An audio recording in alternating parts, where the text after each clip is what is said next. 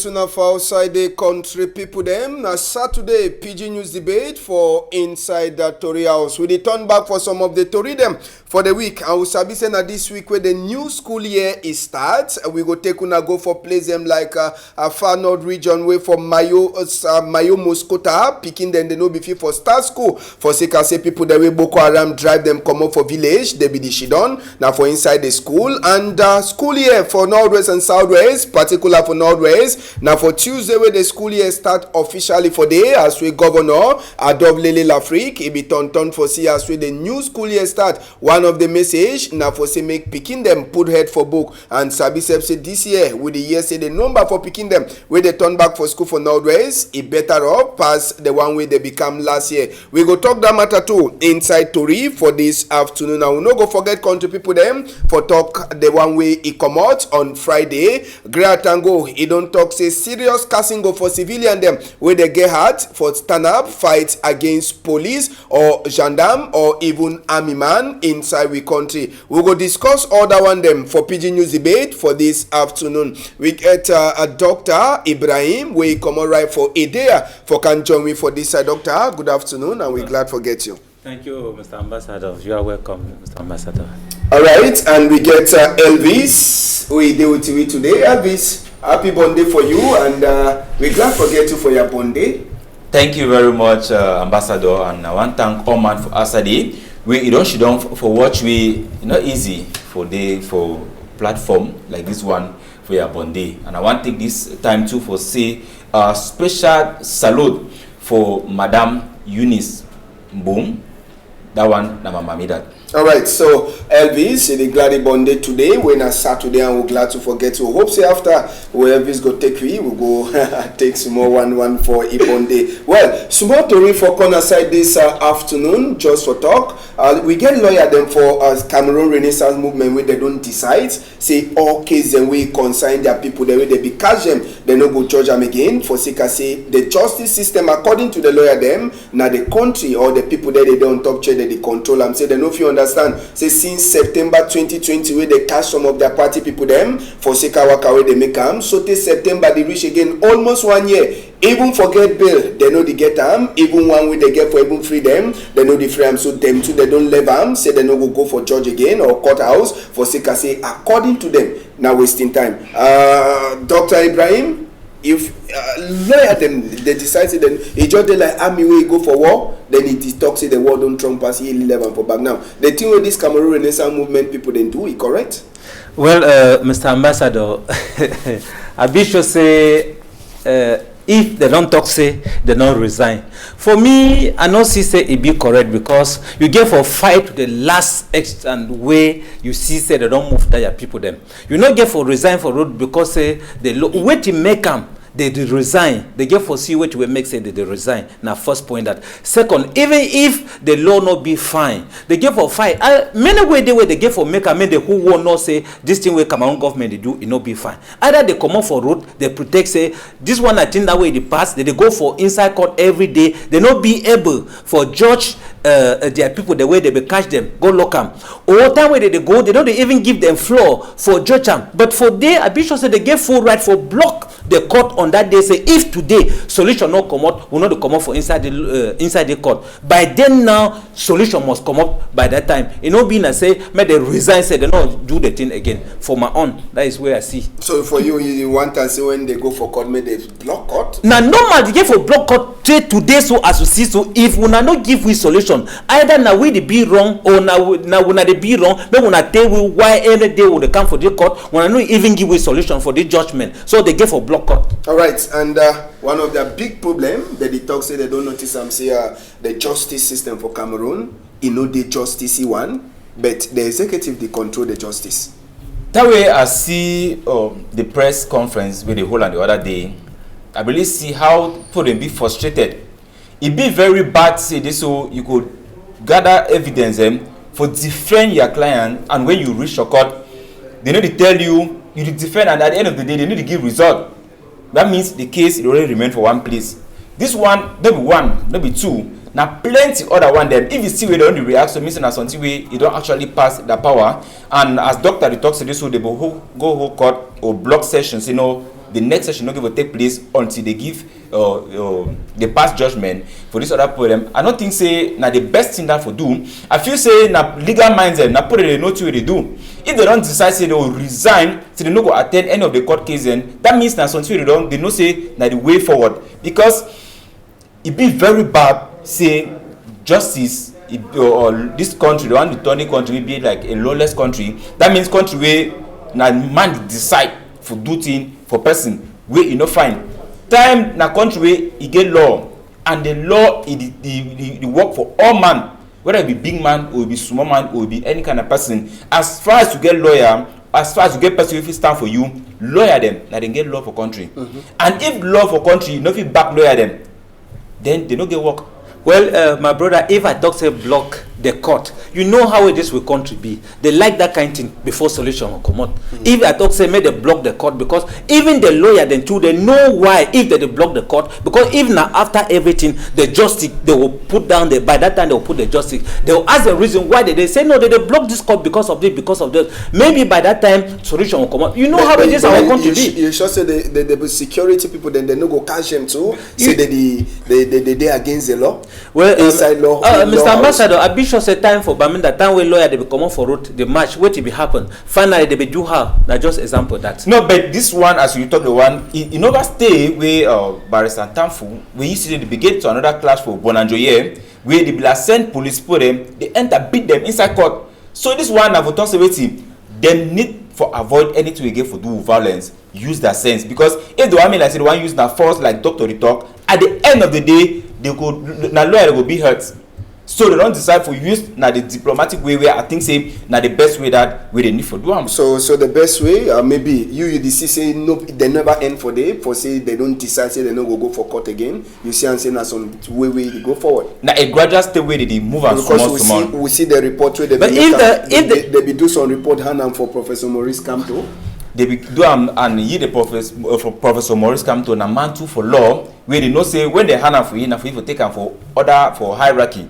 You sabi say law dey so way don't pass for your level we not say no fit handle am, you move for the other big side. So they not say with that Professor Maurice Kamto na man way he get other problem for outside way they go intervene, because they put them na the right way they give for defend them, pass them judgment whether they do they do am na bad one or na good one, or tell them say okay. My brother, I don't know whether they know so, but why they talk say they want for resign, because I be sure say if they know say they get for pass or some other hierarchy, they not for even talk say they don't resign. Therefore instead just go directly for pass and for that hierarchy, then see the solution before they talk say resign. Sometimes they don't already pass and for that hierarchy because it pass them before they talk say they want for resign. That is why I talk say when he reach for that level, so nothing that way Cameroon government they like him. My brother, for this country now violent way they like them for this country. All right, we go remain with lawyer them, and this week we'll finish now the week 2 with plenty people they be surprising maybe the case for Kumba for Mother Francisca International Bilingual Academy where they be keep picking them it don't finish, but after 1997 we love for Cameroon it make a way they shoot people them for open air with the here military court for Boya it be give 4 people them sentence for die where they go shoot them now for public. They say they accuse them, say they be shoot for public place, and they accuse them to say they be part for terrorism concerning this killing will be happen inside Mother Francisca International Bilingual Academy for Kumba. It be there for 2020. We'll never forget that day where that picking themselves then die. Now, some people then don't talk, say when they decide say they go kill people them, say some they say no be not the best way that some people they don't kick against this sentence or that way they give for the 4 people them in particular where they be there from Gata for Boya side. I believe say I could take them for the other side.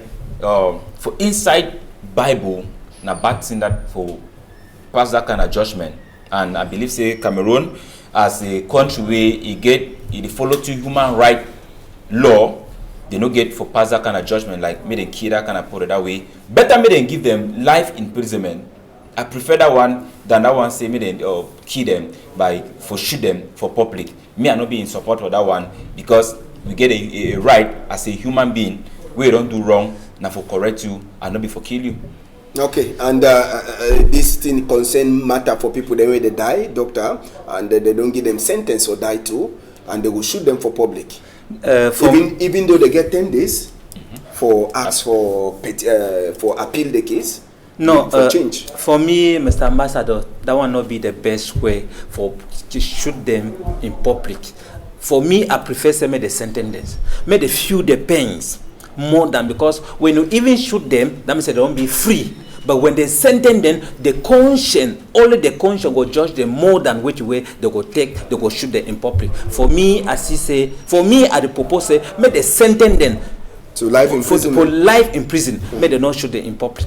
All right, and before we come out, week 2 we finish. Maybe before we get we'll be get Minister for Transport, Jean-Ines Masenangale Bibe, we be seize the driving license for some driver for some agency. Minister be do surprise worker for side for Matom, and he notice and say this motor, he be the wrong with the plenty speed, and he be the carry plenty people them. So one time he seize the license or the driving license for this driver. Now, plenty they don't glance in at the way that way the minister they get for the work.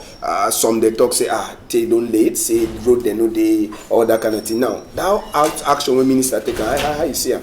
Well, for me, Mr. Ambassador, although say be late, but it be very good, because if other minister they be they surprise their workers. So I be sure say this country for change more. Secondly, route 2 be the problem too. If really Minister of Public Health be see the problem for the route for this country, plenty things for change, even that accident then too, if for reduce for inside this country. If minister really surprised, go route, do that kind of work, for me, I really congratulate the minister. Now my neighbor, although not be because it be now my neighbor where I congratulate you, but at least that one be the best way for work. For this country, at least if person do some work will be good, who talk say the person don't do the work, it be good. For that one, I congratulate you very well for that way. Yes, Jean-Ines Masenangale Bibe way be there for road. Now surprise work away make and people they no be sabi. Some they talk say na so he get for the do all time say road accident they go even drop if they do that kind of thing there. Now fine thing. But the question now, how long it will continue? Because for the paper way, it should say move on for outside. If they say the campaign will start today till February 2022.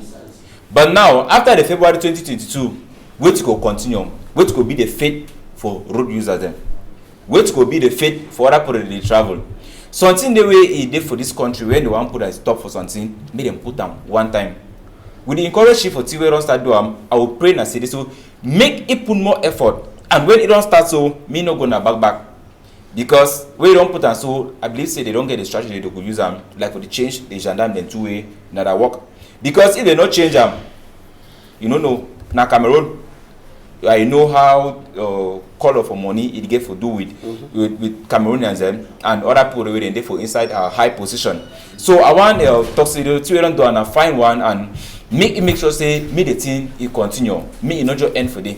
Because Cameroon then be fun for start something tomorrow, you know go day. And a second again, I be sure say, you know, when you go take the paper, you want to see telephone call come. So another one talks say, "I'm picking that he go take the paper again for you." Say take the paper back, and most thing then that way the pass of the country. Because say they want to picking for minister, or they want to picking will come up for Yaoundé, or they want to picking will come up for Samarima. But well, if minister fee take say, even if na picking will come up for Baminda, it will do the same as picking will come up for Samarima. It will be very good. All right, and the number where minister don't give for say if you see any motorway they run with plenty speed or motorway carry overload, where you go call people them for Ministry for Transport na 620 224 620 224 529 620 224 520 620 614 721. Say number them, it go open if you see motorway carry overload and it carry the wrong plenty speed. Now just for call and the people there they for the operation they go land for sideway. You call them and follow the motor. Well, this afternoon we get chapter 2 for Giuna Toriwe be pass. We go start with this other one again. Na fight between army man and civilian. Now for inside motorway this one it be happen. Country people them as we wanna sabi inside this matter. Na civilian way igi head for even the army man. So the army man, he be here back on top this matter, country people. Them one time after with this incident be happen, they be cash this man, they be cash the civilian. Now be that where they carry go for inside the police station. They be the ask say why he be even get hard for even fight against a uniform man. The person talking that the uniform man he be do bad for he. Now why that way he turn up for fight against this uniform man for sick as he no be fit for turn up. Then he see and say uniform man they make it open eye where he says he be there on top he right. So they be put it for back counter and as well this plenty thing that don't they happen. Gratango on Friday country people them on Friday as well be finish the week we go enter Gratango be get serious ndongamen with the minister the delegate general for national security where they call him Tembanga Ngele where Gratango don't talk just now say any civilian way even by mistake he touch uniform money clothes say they go give serious cassingo and the money where he go pay like fine it dey from 20,000 to 500,000 francs CFA and the number for time where you go sit down from Gata now a 50 number of time where you go sit down from Gata now from around that kind of 3 years to 10 years where you go be for Gata and all them it go depend on how way you be attack that uniform man and plenty people them they don't talk say why it they were the only secure look on the uniform people them sometimes they be with the uniform people then too they fit dey for the wrong way the civilian dey for right waiting they go do the uniform people then for that case now we plenty people they be the ask after where they want to come out Elvis maybe you say you go the ask the same question where they put the ask and say if na the case where now the uniform man be wrong then you they right waiting they go do the uniform man that one will not be here and for that chapter. Now the thing that we this country they heavily most of we administrators that they heavily do they heavily pass judgment for one side because when you see Mr. Atanga Jupoli out in today he come out for pass just a message for Friday he come out just for pass a message he no come out now for defend the both side them because all them are Cameroonians them all them are citizens them but the fact say some of them they wear uniform some of them need to even respect the uniform where they wear them. Ask me say why. I know say first time it no be right for policeman for wear uniform she don't for bad the dream member. And they don't even pass law yes. Say they don't even get for it do I mean this is something now the law day. Every day you see policeman even for nightclub you don't enter nightclub you see policeman she don't for nightclub with uniform for skin. We no be time for work for bars so they drink drum still for gutter with uniform them. First of all if you want respect person make the person first respect yourself. If you don't reach the extent way civilian they get hard for stand against military for stand against any policeman not because the policemen they don't bring themselves down to earth. First time when you don't hear na say uniform man you dey run even woman they say they be fear for married uniform people them because they know say they be covered with the law and say they get some power but if uniform man don't take the uniform it no be you know respect your uniform where at times you even see uniform man his girlfriend he move cap even well and for your own head and they take picture which side they respect they make them I believe say Mr. Atanga Jupol suppose instead call them put them back for table make them start back from square one tell them say make them respect the laws where they teach them for SIAP for police school make them respect the way they teach them for all that center them if they don't respect them if they don't respect them anything will happen for them make them not feel say the government you go back them make them first of all they know what to be that work make I see that out in the way commodity talk other thing commodity talk so me I no even support me the thing way he support way they do make yourself it take make delegate general IBDD tango IBDD make it give order for various commissioner them make them bring back that boy them back to school because most of them too they teach for school nobody they do them for our sites. All right, doctor, the commoting for Gratango on Friday. Palava for civilian and uniform people that we don't notice and say all the time them fight for all corner. Well, Mr. Ambassador, minister forget say be minister for all Cameroonians. It not be only minister for uniform people them. Now one thing that way you don't forget. although it just look na military people them, uniform people they say na people then that way they fit defend it. Even civilian they fit defend it. We no be good. I be sure say first of all, as you wear that uniform for your skin, now first respect that. You first respect the uniform before any other thing.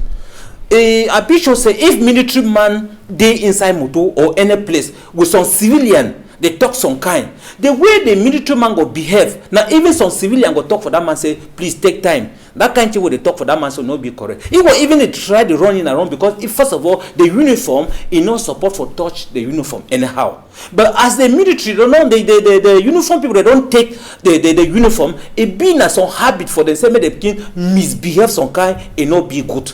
Now, and some one thing that we don't study itself. If we really see that that boy take his hand, put him for that military, now the way the military don't misbehave for the boy, and they don't just take that one it just being a habit for them. And if they give this order, now still problem that way the cause them because military man. Maybe may I just go back, Mr. Ambassador. Sometimes you don't meet up for some place where sometimes you follow some boy they follow some small thing where you know so he go hold you.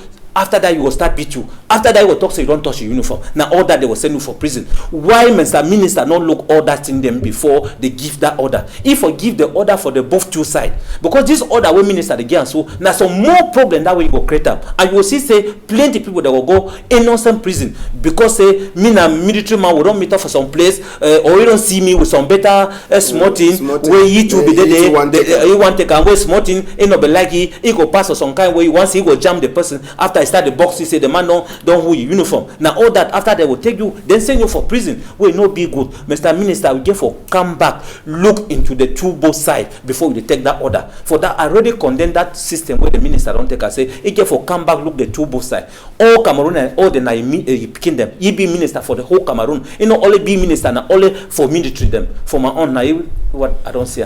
All right, as so the day they go, now so too will surely continue for talk. And the week to be pass, will be get case them for die when an accident will happen. The one way be happen for the week on Monday for side for Bamenda for place where they call them say Nanda Junction. Now some lawyer moto where he killed two people them, and with the hear say these two people them they be come out now for some nightclub where they be come out for go enjoy themselves. They be turn them back for house before this moto he jammed the two people them and. For the place, the lawyer says be there inside the motor. He be there unconscious. Now people them for Nanda Junction for Bamenda. They help the lawyer take him go for inside. Take he go for hospital for unconscious. And two people them will then die. One he been a man and that man place where the motor jammy. He be even struggle for say make he climb for some staircase for go call people them for take he go for hospital. But power no be there as we a blood he be the come out to for his skin. So last the man he be die. For the just for corner the stairs them where be one start struggle for climb on top. The woman will be dirty. The woman too be die one time. So now the staircase and that where be one climb where the man be last die. Where the show say it be struggle from the road where the jammy. Then the woman says it be die for the same place where the motor it jam them for Nanda Junction. Now early morning time as we to re-enter for we hear where this accident be passed for site for Bamenda. Now another accident we carry people them head to 3 people them for the same family. Now mommy pikin where they die and even a papa where he no be die. Now motor where he come up from Douala he go for Adamawa he be pass now through west region for place where they call them say Mataba. Now for the way the motor one touch some small hole then is some bowl enter now for inside water. One time the mommy for family die. The 2 pikin them too they be there time they die. So last they walk away be get for go for Adamawa no reach for day. He end now for noon for Mataba. Papa for pikin says way he be there for motor. Surprisingly, he be come out and people then blame the accident for the war route for that side. So for Mataba, Tomayon Damjoya, the mayor for town, and even the divisional officer, they be some of the first big people there. They be go see this man way he be so day alive, and the burial for that picking them to happen by already for sake say they be they been of Islam faith, so they be buried them one time. So they no be last reach noon. Some of the accident them, this one are just some. Will be Siam, but some other accidents that surely happen where people them die. So inside this week, for way to get them, at least 5 people them die for some kind accident the way they happen for that doctor. Well, for accident, this accident, I still condemn government because now bad route. If road not for bad, this accident not for happen. Then go for that other one where it all happen for Bamina. Joy, my brother, them. Or with all this thing the way they pass for Bamina, when I also go nightclub, they come back by that time they get this kind of accident. Well, I will really beg hand for this driver and say, that way they go that kind of place so they won't come back, or either they just sleep for the thing they clear for their eye fine before they drive. May they not just take the thing for inside eye so they come out. See, two people that don't already lost their life so. Then go now for this bar where your mommy and the pikin they don't die now for a woman where they don't die and that taking them for inside the water. If you see very well, you see say that place where the accident don't happen now bad road because maybe the part one for dodge on hole or if one dodge on hole now it enter for inside water. When normally for bridge where they make bridge they get for protect for bridge for up to the last level for the way if motor one even dodge or one go for you go knock for the iron then come back. Naive would the talk say this country know they do their work. If that minister them they not be able, may they resign. Give this country for people the way they be able for do work for this country. This country now a very good country. But as people don't remain, she don't for chair say na their pay chair. Even if na pay chair for some time, it pass you, you dey leave the chair. People they do thing we get for be fine. So I think that way I fit out. And plenty people them from Mataba, they be the complaints you know na the first time we accident happen with people that they die, but the place also they as we they Elvis. Oh. Palava bad road for this country. Now one of the things that they contribute for that accident as a doctor, you don't talk. But we road user them like drivers them, we don't should on top steering. No say you get life for people that they inside the motor with you. And their own life too, it matter. Because if that motor we just can say na bad road, we no over blame two bad road. Then two the way that they use road drive they run, it's not fine. Because if na bad road, the man will even try for control them. But now because if be there for speed, enough of control them. So this one it go like a warning for all drivers them and any man we issue down for on top steering. Me first of all take the fact that this so live for people then there for your hand and we'll avoid auditing them. Because we don't blame government palava bad road today, yesterday, tomorrow. Every time we accident happen, they blame government. But nothing really change. If government never do something for we will continue to lose our life because government never do something. Now for we now for reason back, start the do what in then small. My brother, I don't know whether we'll do now which is small because now the government be with power where they get for do everything. That road you say we down for the you know if you go stand say you want for do that road. And ye the government don't make law say you know get right for go do the road. Say now only ye get right for go do the road. And may I tell you say before this motor one make accident, sometimes the other motor be they come from front. He see say for go opposite the motor, better me dodge before go enter for inside the water. It means say if the road will be good, the man you when you look at this passive, no matter power it will be on speed. Sometimes they go in a slow because I know it not be being a passenger motor, it been a private car where they drive with the picking. Again, for take very serious care. If you the panel take serious care for your motor, then you will take serious care now for waiting. If you see so na bad road, maybe the other motor will come fast and fast. As it sees say the road will be, it want for dodge now before go enter for inside the water, and the cause now waiting na bad road. And my brother, I want for tell you something say now sing that way you get for sing for this government you head every day. They ever talk say if you day for Njange, you see say that they run at 200 instead of 100. Sing for their head, they can't change them. The best answer not being I say you resign. If you resign, that means you don't participate. You say me then Jange die. Now the reason now they sing for government, their head day and night say they get for change. People will not be able for work. May they move them. Put people where they'll be able for work. When I be talking tomorrow, I don't mean I say this so more they arrange the road them. I mean say me will be conscious say we then have a road, and when you there for road, lives and then of your hand, me you know they overrun because when I overspeeding, it make them all the kind of thing too it happen. We dey blame the bad road, no it's not. We dey blame the government because we as Cameroonians them they get right as minister them or minister for road, they get right for give we fine road. But now if they no one give you the fine road, we go shit on the that man don't lost a woman and the two picking them. Who don't lost? Now the minister don't lost. The minister never lost. Now ye and the family don't lost. So now I have to say this. So if the man will even the run, if we even slow. So we Cameroonians and we drivers them, we need for no say when you don't sit on top steering, people are alive, it dey for your hand.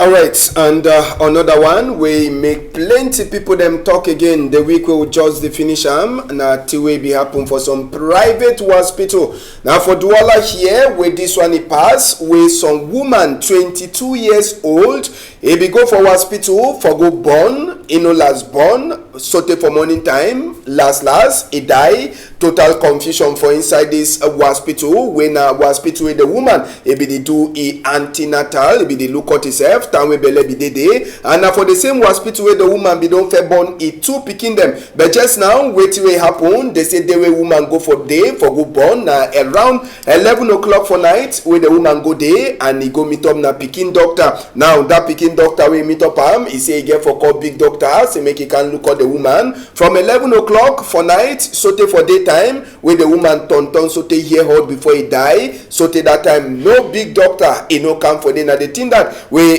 vex plenty of this population they talk again saying that careless for the doctor, careless for the hospital, we it cause this other woman for die again. It make people them for member to be happen for Monique. It don't stay small, but anytime when some kind of thing happen, na so Monique in case we people they bring them for up. Make we enter for the hospital, now just outside this where people they be the vex and people they be the talk say no till we happen, it no be get for happen. For the hospital say will be turn enter for inside and the picking we the carry am now the woman picking that way the show say now after where the woman don't die where they come open belly to for that woman, they move that picking where the picking to be don't die, so the population it be vexed over, they blame the hospital way, even the hospital no be even get ambulance motor for carry the woman even as the woman don't die. Now for back police motor where they put the die body for this woman before they go keep her for mortuary for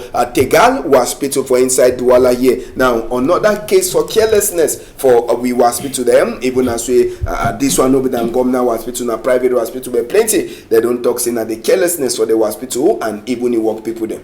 Yes, this one na carelessness for the hospital, and I believe say this hospital like that one, doctor get for day on seats. You know, being I say doctor will come before they call the doctor, make a come attend for patient. This one na carelessness, and minister for health he get to look into this problem, because every day woman them the one they do one of the one who run see them, we don't come up for TV. You don't know how many way people they go through every day when the hospital be concerned. What it be requirement the way hospital get forget them before they leave me go operational. Before they open that door them. Make minister them put that one for book. And then secondly, you say and say waiting. Some cases it happen where you don't go for hospital with your patient, but you also say they no fit attend for the patient that time. You know you talk say no, me you take your patient go. They deny. They deny say no, not take the patient go time, not take the patient go time. As you already bring her for here, he must remain for here. It's not correct. It's not correct. And this one made a sanction the hospital and made a make sure say even as a hospital before I mean go operational, it must be a law say make doctor either one or two made a day on seat all night. We could avoid plenty of this one then. And even ambulance. Even ambulance, they get to get ambulance. We should say if you know if it happen for that hospital, make them take and go them for the next hospital.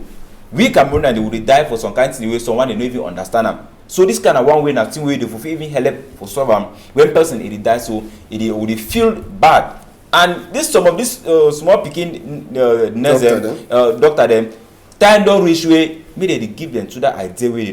Way situation like that one is so. Maybe they take right upon themselves for do them. Maybe they try for the training to have way that kind of situation in this so they feel help for assist. Maybe not only the winner for doctor them. Yeah, Domain, Dr. Ibrahim, maybe your feet talk some more concerning this matter where this woman died. Now, number 3, picky way one born and way carry head go so. Well, Mr. Ambassador, I want for make people know say doctor not be in a court. Now, first thing that way people get for put on for their head, say doctor not be in a court. Some of these things it not be in a carelessness. Second, again, I be sure say if I bring my patient for hospital, I see say the doctor not there, I get right. Even you want hold I get right for higher motor. Immediately I take for the different hospital. I no more she don't for there until say the doctor get for come meet up my patient. Now some one thing that you now some second thing that you again. So well if they blend the personnel them for the hospital say na carelessness. I no be sure say a nurse or a doctor we don't receive patient. If they really see how the patient they go, then he get the heart for leave and say make the patient go. I no be sure. Except the problem for you now say the time when they bring the woman or time when the woman come say he don't start labor. Yes. Say he get for come born. He come for day. They meet up na small doctor. That small doctor now talk say make he go sleep for some bed. Say he go call the other doctor where they come. And from 11 o'clock. Where the woman be the way they for labor, so the next day. That's the doctor no come. I be sure say as they say go sleep for the other bed. Me why I don't bring my patient. I see time the pass. Doctor no they come. It no must be na say he must born for that place. But I give for carry some people they do they like and say make their woman born for some side. No, but if you the number 3 picking that. No, even na number 3, even na number 5. I see say person no get for can save life for my woman. I they carry it for the different hospital. Now the hospital get for loss because he know the bond for them for nothing, get for give money. I know she don't look at now. She don't until say he must wait that doctor sit there come see what will happen. If you carry immediately change the hospital go 1 hour, you know see the doctor, 2 hours, you know see the doctor. Better you change the hospital, carry woman go down for the different hospital. I believe say you been a doctor and you know how some of una they do this thing when patient don't come from the hospital. When my doctor carry my patient go, una they bring book then say you must sign this book for sure say this so you don't discharge your patient. If something happen with the patient, now you be responsible. And that time enough day. No, but so this one I will make sure say any man who operate as doctor, any place you operate as hospital, me then get all the way it take for save patient in life when it come for even hospital. For general hospital, even when they for emergency. Even for general hospital, at least even for 2 or 3 doctors they on seat. Yeah, even for general hospital, even for what I used to happen.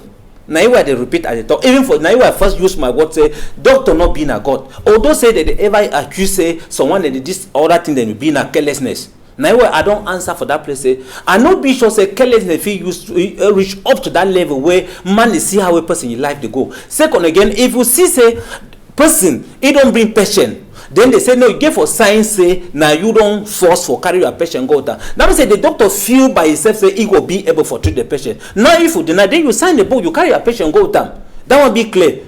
You feel force anything, you carry your patient go down. Even someone that they beat we say no, when you don't bring a patient, see how they call it. If they slap you, say now which is that. After that, you take action. That one be normal. So you know must be na say how we don't bring them. So you must wait this until you come. So now you I don't talk say some of this thing. If when I blame we, me when I blame to other people than to other population and so say na so thing they get for be. But it be bad say hospital that once who deal with doctor no they on seats. No, yeah, it very bad. It be very bad.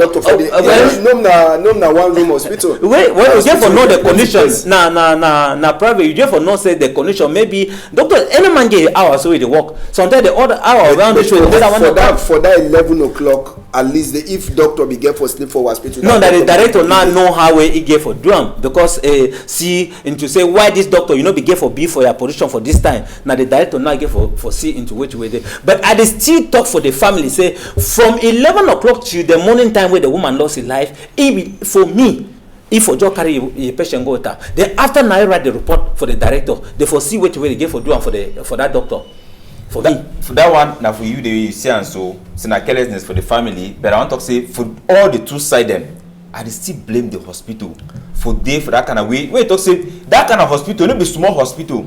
Now big hospital where you so get at least 2 or 3 doctors the way then they on seats. Then you can so every day people they die for nothing. Make them make sure say before you want stand as a hospital you must get at least 4 doctors, at least 8 doctors where they take over from another one them. So that even can they say one doctor they inside theater, you go wait like 4 hours doctor they come out because they win only you. If another one for day if you take over, but now they won't make small hospital they only focus now for money. Make them take people that life serious. When they take say that first work now for save life, they will leave money and they will work and they will save people them the way they supposed to do them. All right, we go continue because for sake of if we get for shit for one place, then we will finish the story for one end. Now, we go talk back for school 2021-2022 school year we start. Now for Monday, number 6 day for inside September with the new school year be start. But for Bamenda, the new school year be start officially now for number 7 day for September 2021. Make we take una enter for inside Bamenda just now for talk as we governor for Northwest region, Oga Adolphe Lele Lafrique. He be there outside now for more on Tuesday. We sabi say for the Southwest for Boya, governor for Southwest Bernardo Calabila be tonton waka for inside Boya for Monday, and he be go to right for side for Limbe for the same Monday bed. Now for some big school there now for inside Bamenda now for Tuesday we Adolphe Lele Lafrique. He decide for tonton for see as with the new school year them they start, and sabi say this year according to way plenty people them see the number for picking the way they write their name, say the one learn book there be they plenty. And governor, you know, be the tontoni one, it be the tonton with the president for the Northwest House of Assembly where they call it say Ideso, where they call it say the Professor Fruangwa for the third, where be the OT governor. And they notice some picking them too for some schools and where they be go where they no be even wear uniform, where they is also the wear their color clothes for sika fear where they fear for inside their heart. So for the new school year, all thing it pass fine for inside Bamenda at least, and the glad say new people them they don't write their name for book. But the big problem now say now that one where they talk say make picking them put head for book for sake say the one time say make the that them go be the tomorrow leader them, and this picking they ask them question say who be the speaker for National Assembly. They say Kavaege Jibril. They say okay, then it means say them go so remain as well they learn book thing they just so they be as we they now the new school year we go talk for Northwest. And doctor, when you look the way the school year starts for Southwest and Northwest this year, plenty the report we don't see improvement there for up small. It shows say a book it get reason on top any other thing at least for now.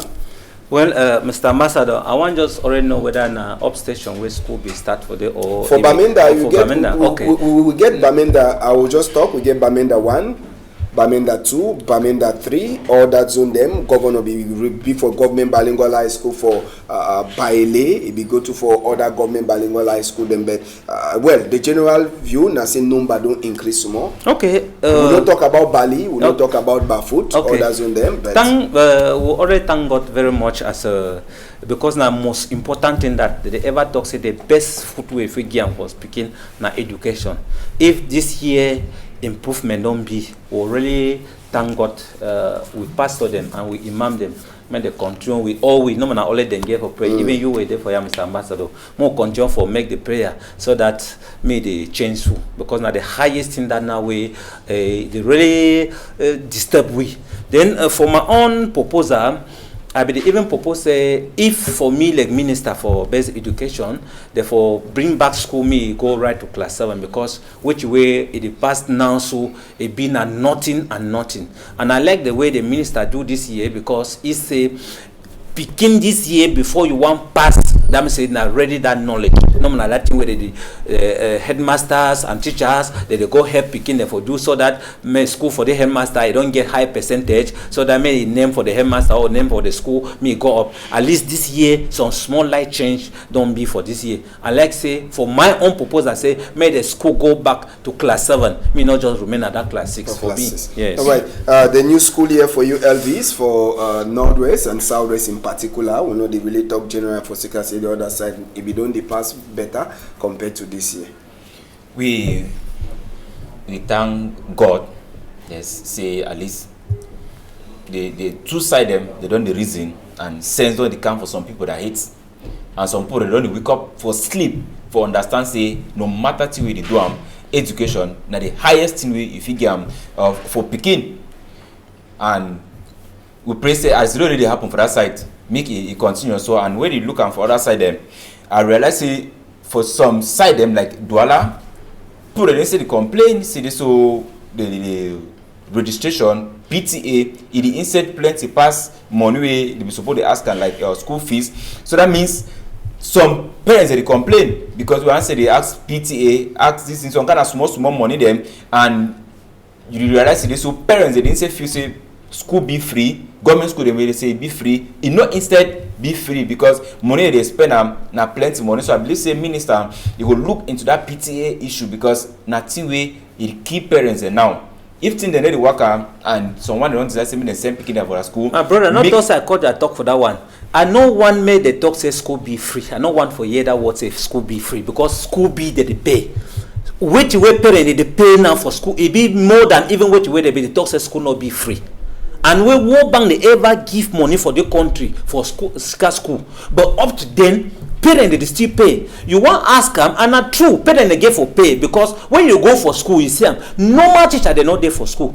Government no one for make recruitment for teacher since 2012 or 2013. Where recruitment they don't even felt make recruitment. I don't know whether they don't make recruitment this year. Because they already go PT, they go training teacher training school, come back again be zero. So one day they even can't die for the way they never recruit them. We don't go teacher training school, come back. They never even recruit since 2012 or 2013. They might make recruitment. But school did the way they lack teacher them.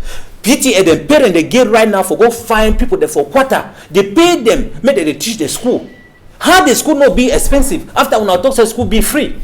Where school not be free? That would be totally wrong. I don't want to make minister open your mouth to say if you go school they ask you money they get for take you so. If parent I don't talk for parent they say when I go pay openly get the receipt. May they can't take that headmaster. May headmaster ask them question whether they don't give them enough teacher for school. Because for some school, like government school, you go there see like 3 or 4 teachers. When you want ask inspector say teacher, he say oh when I pay PTA they go try their own. They go try when they will go try now they will can't pay that teacher now waiting. Now PTA they not give for pay. We get some school they pay 25,000 francs. When a government school, 12,000 francs. When a government school. It be normal. After that, they will talk say school them be free. No, no, make a minister. Yes, say that they pay school for you. The way minister they know say they never send teacher for that school. Then picking they will learn how. You go for some school, you see one class, you get 200 picking for that class. You get one teacher. One teacher fit teach 200 picking them. It not be normal. Make government just know say school not be free for Cameroon. Now all that. Okay. I be expect say this so as minister for transport, he don't give number way. He say if see something for school, you need to work a fine. I be expect say minister for secondary education, minister for minister of basic education, and minister for higher education too. They were supposed to give some emergency number where when you enter school, you see to you not correct. You get for report back for them. My brother, if you report for them, you the minister come down, then you bring teacher. If you want somebody they don't call you, give enough teacher for the school. Now all that.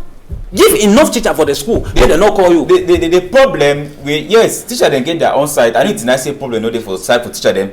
But I want to talk now nothing way it concerning the school because you realize it. So even picking away, they don't even write entrance. They deny for take some picking for the entrance because they she don't the way say when they picking one can't find admission, make them bribe, and they bribe in the range for 50,000 francs.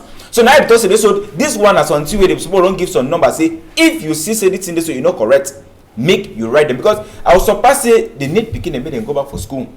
Picking they don't go write entrance. You write entrance. They even leave they deny someone them because they keep space for teacher them for bring in picking them can bribe pay 50,000. Make they admit they picking them, make them get to their own chop for pocket. That one I want to say, me minister for secondary education, Madam Nalova, make it look into that this thing because now one of the problems that we self will face them. For that side for Northwest, I believe say if governor come out for Tuesday, that means you self we hate, you know say something it be wrong, and even something be wrong, I will do I will fix them. May the fixed way be wrong for Northwest and Southwest. Then before then, Mr. Ambassador, I don't even write with some other people that send them for minister. The only question where I ask them for minister and I say, wait did they wait for recruit teacher them for send them for me they teach Cameroonian.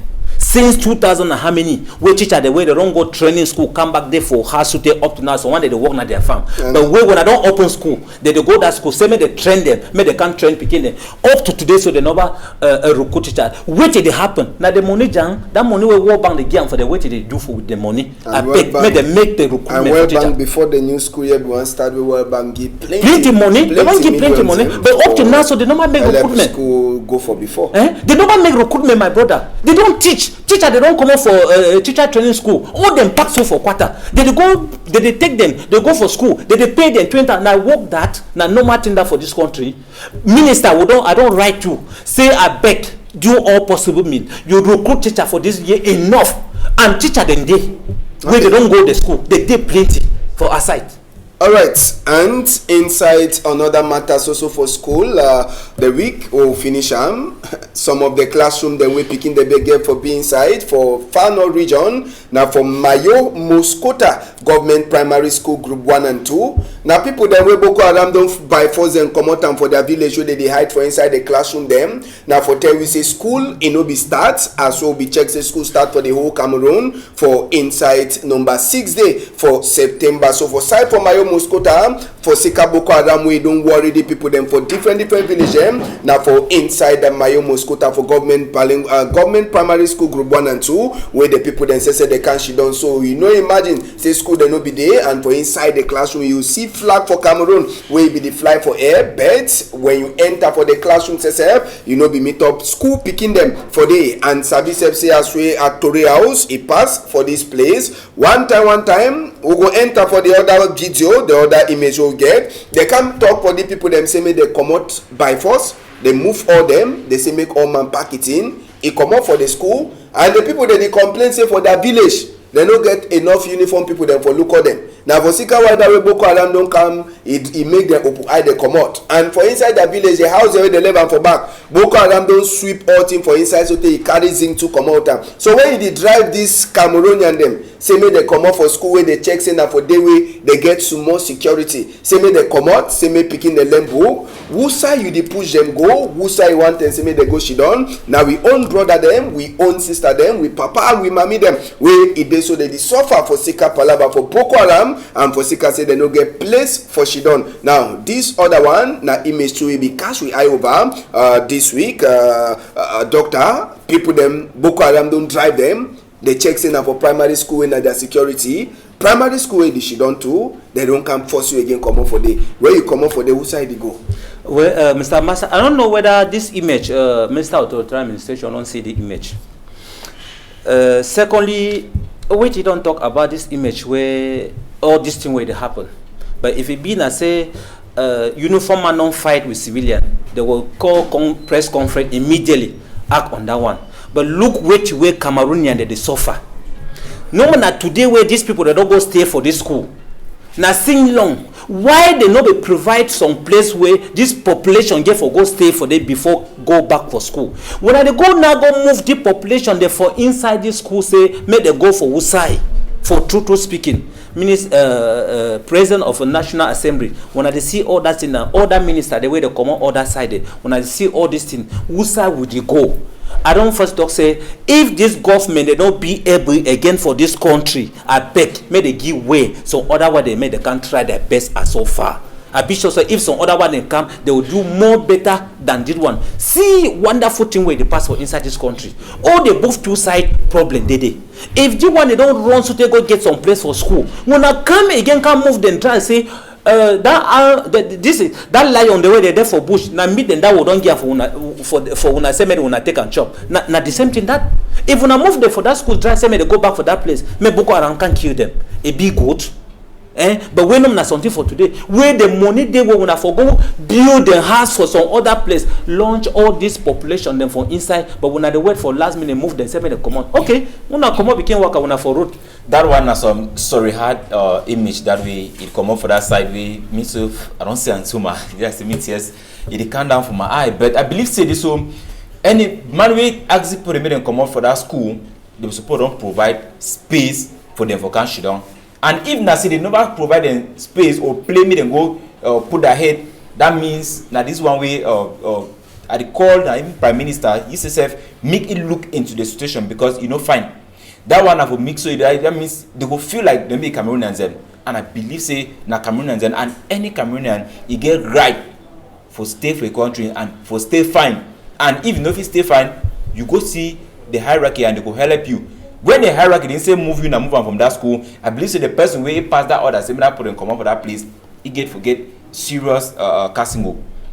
All right, and we go finish for on top matter for turn back for school. We go take una go from Buddha for Bamboo Tools, West Region for place where they call them say Tuso. For the week where he pass, na mami them where they come push headmaster for government primary school Tuso say they don't want catch again for inside the school. And this mami them and papa the vex, they say this headmaster I don't be for that school for group 2. So they know not to know the change for school number 1 last year. Now only 3 picking them pass of first school living certificate, and the headmaster the one put himself like headmaster at the same time. He the one look inside money way mami them they join am for PTA. Now the thing that we vex them and for say the result for the man, you know, they even give them any hope for say things they go better. Now we as so the new school year start, they talk say if na the man says every day they no want tea at all. Say make it better go, make na new person he come for them because they want see change for inside that government primary school for Tuso from Buddha. Now for Bamboo Tools for West Region where this one will be passed for the week. So the academic year is start, it be get the good, the bad, and the worst side for the whole, and we say tutorials. It be there for all corner, for enter for all the bush